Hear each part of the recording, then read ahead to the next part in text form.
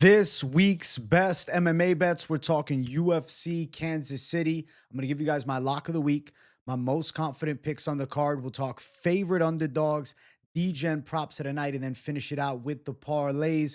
So make sure you guys smash that like button. If you're new to the channel, subscribe, turn the post notifications on, and make sure you share the video too. Last card, UFC 314, Savage Dog Lock went down. Back and forth fight, but a Volkanovski fight. We had Diego Lopez, did not come to fruition, but it's okay because I'm ready to bring some thunder this week and bring some more savagery with the dog locks again with, this upcoming UFC marathon over the next 4 weeks. All right. So we're reset after a week off. We're refreshed and I'm ready to rock. So without further ado, the lock of the week. I'm in the underdog right now because I Slight think I was the underdog. favorite. Oh I think shit! you opened Okay, I'm gonna bet money too. Damn, let's Yeah. go. Oh, I cannot, right? Oh, damn. All my life being underdog. That's Yes. my life, brother. And you guys can expect some fighters from me. Hopefully, he shows up with the fire mode, and we're gonna have a crazy show because I'm going there to take everything from him. Giga Ninja Chikadze! Giga Chikadze Savage Dog Lock for UFC Kansas City. I think a lot of you guys saw it coming, and I feel like it's a good matchup for Giga. I recognize he's 36 years old, but I'm looking at the positive things. He did well early against Arnold Allen and still went 3 hard rounds. I feel like Giga Chikadze is still primed. I'm not writing him off at 36. Damn, our world champ at featherweight is 36 years old. And Onama hasn't beaten anybody of note. I mean, yeah, he took out a decent prospect in Gabriel Santos in a comeback knockout. Beat Roberto Romero, but let's be real about that fight. He got dropped too against a short notice replacement. Romero, decent up and comer, but was making his UFC debut, stepping in quick notice, and then actually had success.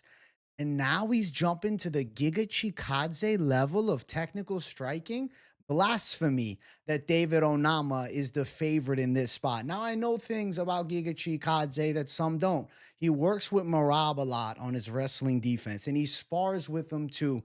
I really think this is a new look Giga Chikadze, and we could potentially be seeing the best version of him ever. I know people say you're crazy. His prime was a few years ago. I think his prime is still now. And he's taken on an explosive guy in David Onama, an athletic guy in David Onama, but not super technically proficient. David Onama hits hard.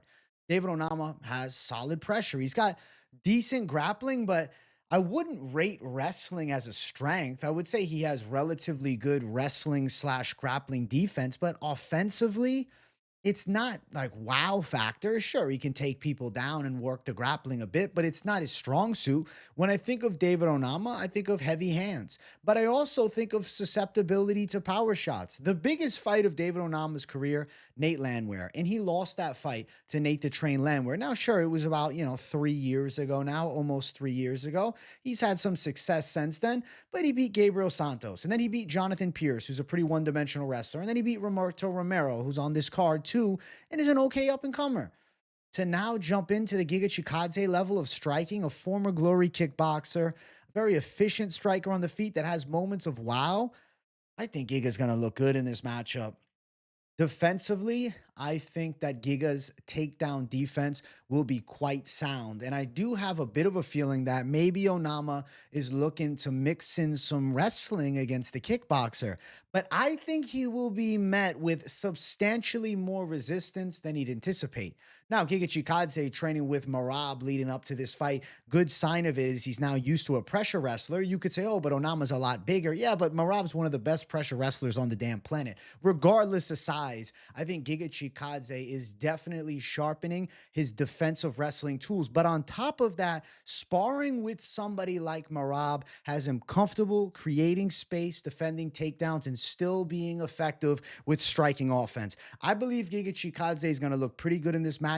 I think he's still primed. Also, shout out to Giga for coming on the money line last week, but that's not why he's the lock. I was planning on probably picking Giga as an underdog in general, and I really felt like looking at my dog slate, I do have another one. We'll talk my favorite underdog outside of this one a little later. I think Giga's the savage dog lock. Mentality seems strong when we talk to him. Something I like about that is he seems absolutely dialed in with a focus on still making waves in the UFC featherweight division. He's not speaking about retirement or thinking about what's next. He's solely focused on handling business against David Onama and looking for the biggest and best fights possible. So I have to say, I respect the mental game of Giga Chikadze, who seems absolutely locked in, taking on an athletic, powerful prospect, but damn sure Giga Chikadze is better at striking.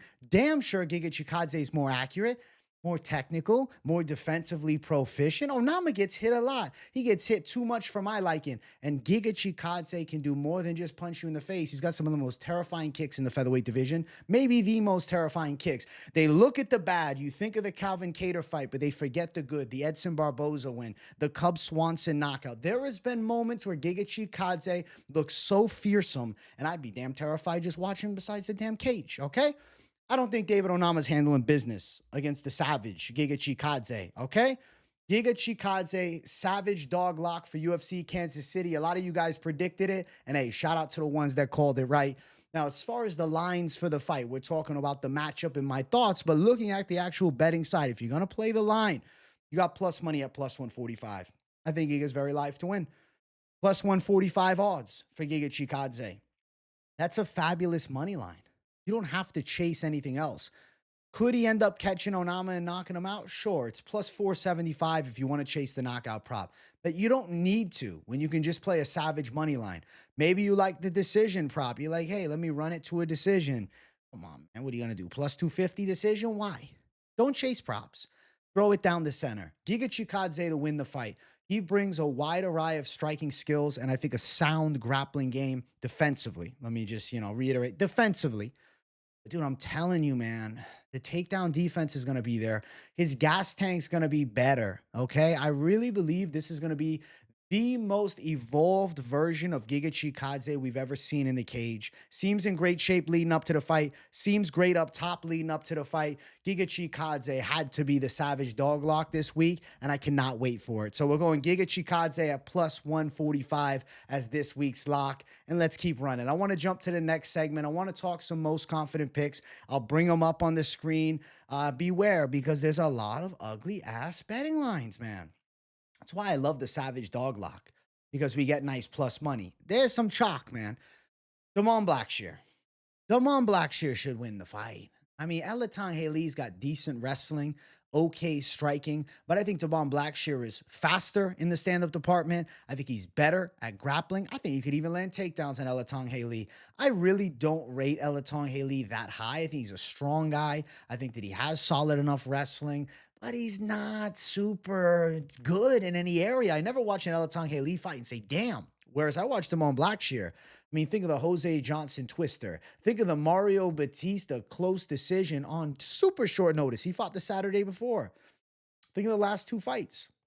Oh, well, Cody Gibson attacked him early. He still was able to handle Cody Gibson. And Gibson gave him hell early because Gibson threw his whole arsenal at him early. And then it went to shit. Destroyed Cody Stamann, which I still rate as a nice win, regardless of Stamann's, current career position trending absolutely downward. And I think not even with the promotion anymore, but still, at one point he was good.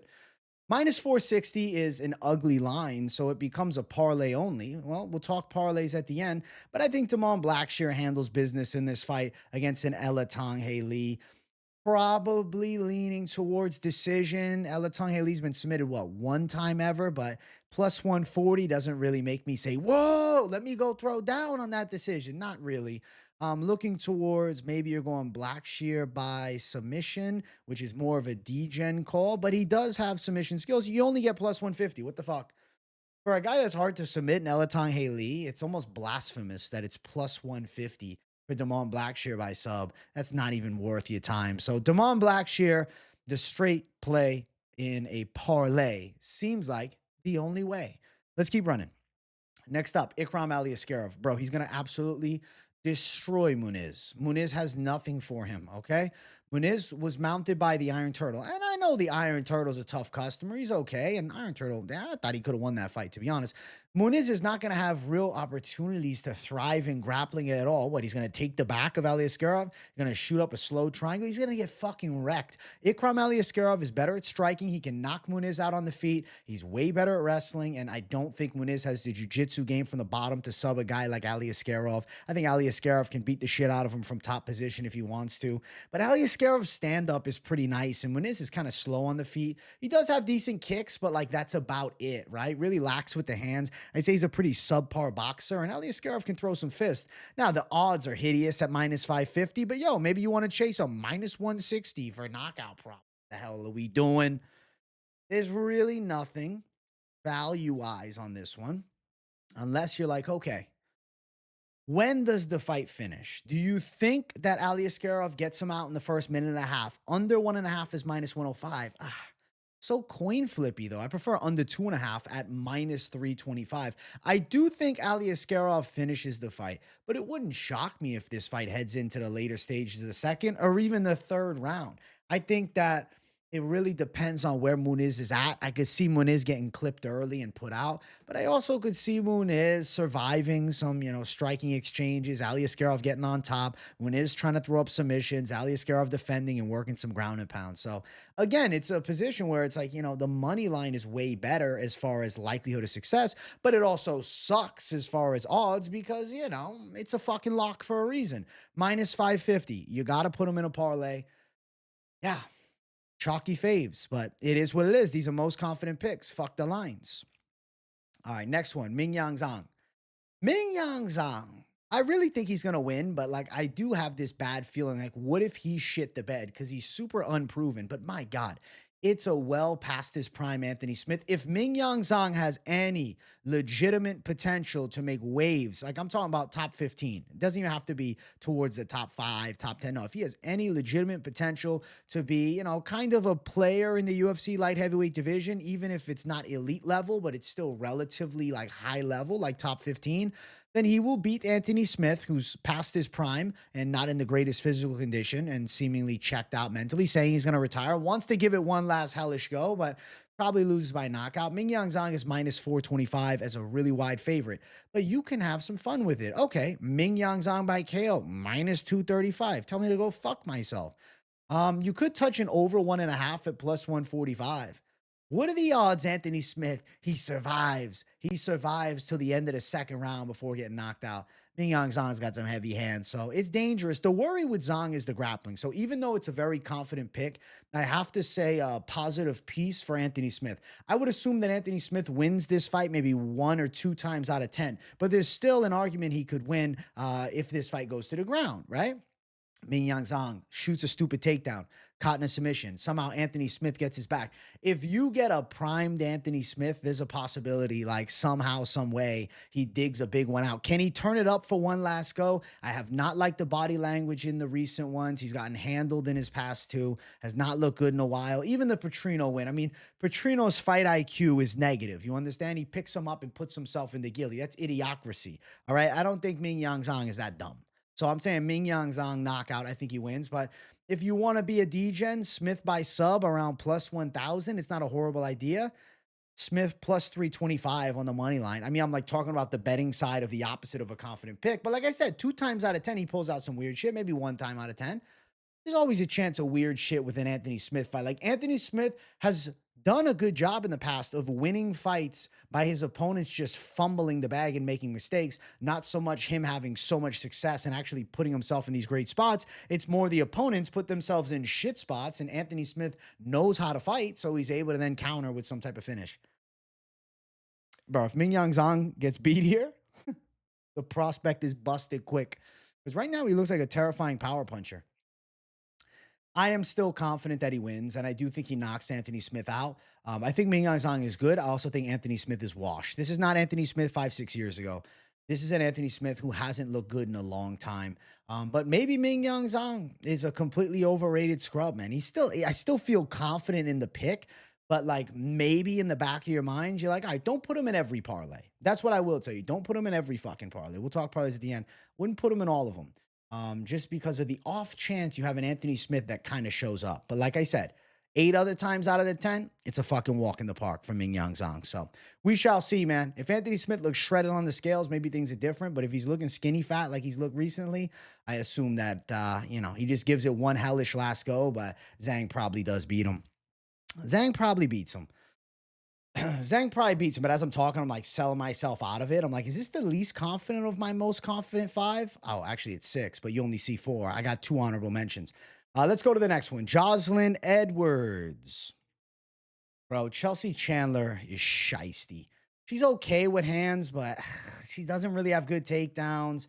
I don't know. Jocelyn Edwards is kind of good. She's 29. She's worked with Valentina Shevchenko. She's pretty technically sound. It's a women's fight. I'm like, geez, what am I throwing these women's fights in here? I have to. I got 2 more, though. So if you're anti-women's fight, says most confident picks, you're in luck, okay? You're in luck because I got replacements that could come in. Minus 290 for Jocelyn Edwards, but no, it's women's MMA. Sometimes they don't show up.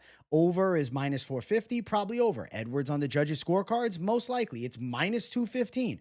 The betting side sucks, but I'm just telling you confidence. I think she wins. I watch tape and I'm like, yeah, Jocelyn Edwards is clearly faster. Chelsea Chandler's got okay forward pressure, but not that impressive, man.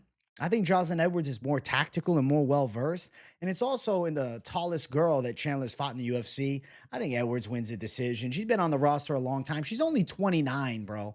So as much as, she's eaten flack from me and most MMA pundits in the past, she's not bad. She's developing. She's still young. Jocelyn Edwards should win. Now, those are the 4 that I brought up on the screen, but I want to build more anticipation because I do have 2 more. We'll first bring up, actually, you know what? We're just going to bring them both up. Boom, there they are. Bring them both up. Amorim, it's just a disgusting line at minus 800. Holy shit. What the hell are we doing? Minus 800 odds. Yes, she should beat Polyana Viana. Yes, she probably beats her by submission. Amorim to win by sub, minus 165. There's no value, man. But she's going to win by submission. Polyana Viana can't stop takedowns for shit. And she's gotten worse over the years. Does have some hand speed, but hey, Amorim, honestly, I think she's developing. I will say I don't like her stand-up, though. But Polyana Viana, probably not going to beat Jacqueline Amorim. Like Sam Hughes pulling it off, I get it now. Looking at it, hindsight 2020, Sam Hughes is a savage, right? She doesn't give up on herself. Polyana Viana, she got handled the past 2 fights. She probably gets handled here by a quality grappler. And then you see it, Randy Brown. I think Randy Brown handles business against Nicholas Dalby. I think Brown's hands are going to look quick. I think he's going to land pretty good shots. I'd say maybe he's the least confident of the most confident picks, just to keep it a buck. But I think he handles business, man. Minus 250 is an ugly tag. I don't know, man. I have a thought process of his striking from the outside will probably be pretty fast. I think he'll nail Dalby with some big shots. Dalby comes in good shape and he brings pressure, but it's not like he has crazy power or anything. He more just overwhelms people. And I feel like Randy Brown's got the footwork. He's got the defensive game. I feel like he can win, man. Like he's going to, being Dalby, he's going to try to do what Brian Battle did, but Battle barely got past Randy Brown, and Battle's got, a good amount of height on Nicholas Dalby. I really think Brown will find the striking success. There's moments where Brown looks fucking awesome, man. And if he connects with a straight shot on the chin, I don't care how tough Dalby is and how good shape he's in, Randy Brown's got some power on that straight shot. And if he lands it right on the chin, we could see Dalby get knocked out, man. So not an impossibility of a Brown by KO. Not a great line for it. The line for it currently is plus 275, but I do think Randy Brown is very live to box up a Nicholas Dalby over 3 hard rounds. But those are going to be the savage calls, the most confident picks. I guess not really savage calls, right? They're not savage calls, but they're pretty confident picks on the card that I feel good about.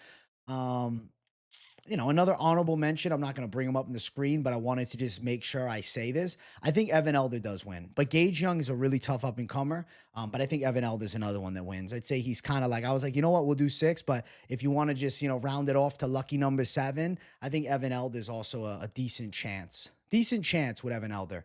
But I want to see the weigh-ins. I want to see how Gage Young looks. I want to feel the energy of the face-offs. I don't know. I just want to wait on that fight before I make like a hell yeah, that right there could be parlayed up type decision. You know what I'm saying? So maybe Evan Elder will make it in the post-weigh-in parlays, but I guess hint, hint, he's not going to be in the parlays at the end here.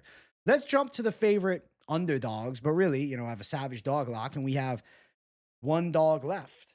Abus. plus 119. Bro, I think Abus Magomedov's gonna fucking wrestle Pereira, survive his early storm, find success on the ground. And I think honestly, his sniper striking style is gonna make it difficult for Pereira to close that gap on him.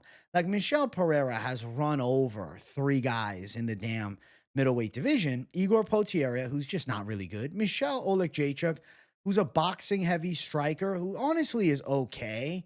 But the thing about Oleg Jachuk is like he's still a mid journeyman. You know, he pulled off a win recently against Cedric Dumas, but like that's not near the level of Abus. And he beat Andre Petrosky, who's like a short, stocky pressure wrestler, grappler fighter. And now he's taking on the sniper, Abus Magomedov, who's good from the outside, very long, like almost has like that Russian boxing style to his game. Good wrestling too. Gas tank seems to have improved. I don't think Michel Pereira has the boxing power of Bruno Ferreira, who did rock Magomedov before getting submitted. So I don't know, man. I think Abus can avoid the blitz, especially early, and Pereira's power drops substantially. Minutes into the fight, he loses that explosive ability. And as the fight wears on, I have to say, I think Abus Magomedov nails some takedowns. I think Michel Pereira gives up on himself a bit in certain spots. Like I know he still went to the 5th round with Hernandez, but he was getting grapple fucked, man. Like he did good early in the fight. First, 2 minutes, and then fell apart. He gassed out. I think Abus Magomedov's a live underdog here. I think he lands some key takedowns and even finds some moments in the striking. No, he's not as explosive or as fast as Michel Pereira, but he is pretty accurate, and I feel like his striking has looked pretty good recently and even gotten better. And his 2 losses, Kyle Barrio in the UFC, Sean Strickland, elite caliber guys. I think Abus Magomedov's pretty good, and I think he beats Michel Pereira this weekend. So Abus Magomedov plus 119, another dog savage for you guys if you're looking to throw down, especially it's an OV too. Let's talk some of these Degen props. There's really nothing too Degen that I'm really going to say.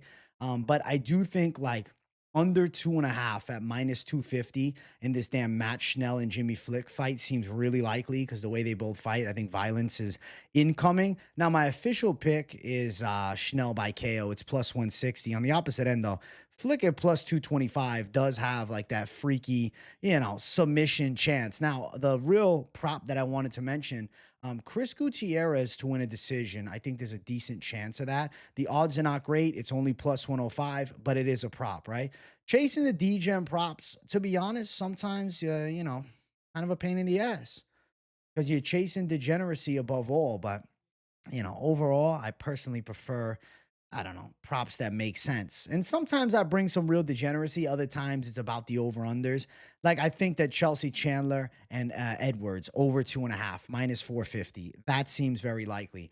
Really, it's the over slate and the one decision call with Gutierrez and Castañeda. And the over there is good too, but it's minus 360. But I do think that goes over. Like if you're looking for some over-unders, I just listed a few off that I think have like a pretty good chance of hitting for you guys, to be real. If you want to maybe put them in a parlay or something like that, or maybe you're lining those 3 over and unders up all together, not even with fighters mixed in, just you want to go over-under parlays and things of that matter. Ian Machado Garry, Carlos Prates over 2.5 at minus 200. I also think has a high likelihood of hitting. The main event, we haven't talked about it. My official call, Gary on the scorecards. I'll read the line off, plus 235. But betting side of this main event, the money lines, we'll see after weigh-ins if something shifts, but I got mad respect for both guys, and I see it as a damn competitive fight. So could easily be one to sit on the outside and say, I want to enjoy this top contender fight. Those right there are some Degen props. Realistically, you could even consider them some quality plays as far as the overs go. It's more just over central is really what we got here with this damn Degen prop section. Nothing else. Elder by decision, minus 125 was going to mention that, but is he going to win by KO? If you want to go Degen, Elder by KO plus 525. Gage Young on short notice. Maybe he gets tired after round 1 because he's stepping in, but he's one of those guys that stays ready all the time, I'd assume. And then Elder lands some big shots. Plus 525 Elder by KO. There's the Degen one for you, but not like a high recommendation. Like, yeah, go out and throw down on that. I want to talk about the damn parlays. Let's jump to it. Let's talk some parlays. So at the top, we got Blackshear and Ali Askarov. Not a juicy line, but a likelihood of success being extremely high. Minus 214. Safe? Yes. Yes, safe. Very high likelihood of success there. Blackshear, Ali Askarov, and Zhang. Safe-ish. It's a 3-legger, but all 3 should win. But like I said, weird Anthony Smith flukes have happened. Minus 127 seems likely. Now, Edwards and Brown as an alternate play at minus 108, but I want to have some fun. So, Ali Askarov and Abus Magomedov, the OVs, and they've trained together a bit too leading up to this one. Plus 164. I like the chances of that a lot. Giga and Ali Askarov, 2-1 odds, plus 200. Love the chance of that. Blackshear and Giga, plus 202. I think that's a nice play. Giga, Blackshear, and Ali Askarov at plus 267. I like the big three right there. Now, if you just want to go, high confidence type calls, but ugly lines, which sucks when you see it's only plus 285, the chances of Blackshear, Ali Askarov, Zhang, Edwards, Amorim, and Brown winning is relatively high. But plus 285, it's okay. That's the truth. That's why I write okay, because I keep it real. Now, Giga and Abus at the Dog City, plus 450. I see both those underdogs pulling through. Now, if you want to go savage, Giga, Blackshear, Ali Askarov, and Abus. 2 underdogs, 2 confident picks, plus 707. That one's got a nice ring to it. That is savage. Now, an alternate savage play is Giga, Ali Askarov, Amorim by submission, the Joslin Edwards over 2.5, and Gutierrez to find a way to win. Not bad. Spelled wrong, too, for Gutierrez. That's terrible on my part. My apologies. Gutierrez to win, plus 928. Plus 928. You could also replace Gutierrez with Evan Elder if you like that side better. It won't be plus 928. It'll be around the plus 750, plus 800 range. Doing the math in my mind.